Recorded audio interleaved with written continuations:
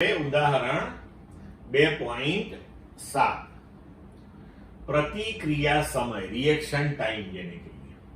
જ્યારે કોઈ પરિસ્થિતિ એવી નિર્માણ પામે કે જેથી આપણે ત્વરિત પ્રતિક્રિયા આપવાની જરૂરત ઊભી થાય તો તે ક્રિયા ખરેખર કરીએ તે પહેલા અમુક સમય લાગે છે. આમ કોઈ વ્યક્તિ અવલોકન કરે, તેના પર વિચાર કરે અને પછી કાર્યવાહી કરે તે માટે લાગતા સમયને પ્રતિક્રિયા સમય કહે છે. તો આ પ્રતિક્રિયા સમયની વ્યાખ્યા થઈ એ પણ યાદ રાખવાની, એક માર્કમાં ક્યાંક પૂછાય આપણને.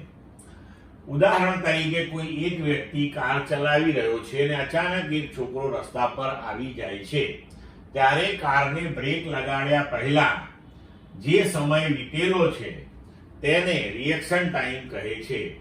રિએક્શન ટાઈમ પરિસ્થિતિની જટિલતા અને વ્યક્તિ વિશેષ પર આધારિત છે. હવે જુઓ, તમે તમારા રિએક્શન ટાઈમનું માપન એક સરળ પ્રયોગ દ્વારા કરી શકો છો.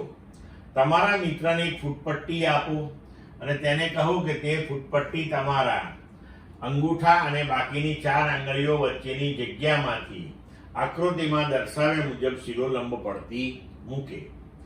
જેવી ફૂટપટ્ટી મુક્ત પતન પામે તરત જ તમે તેને પકડી લો.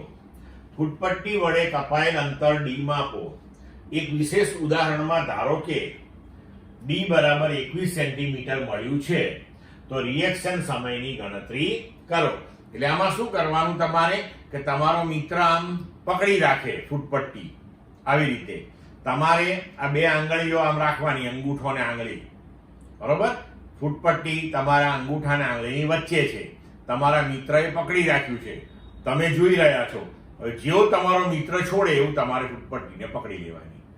એટલે તમારા મિત્રએ છોડ્યું, તમે જોયું ને તમે ફૂટપટ્ટીને પકડી, બરોબર છે. એ દરમિયાન થોડોક સમય તો પસાર થઈ જ જશે.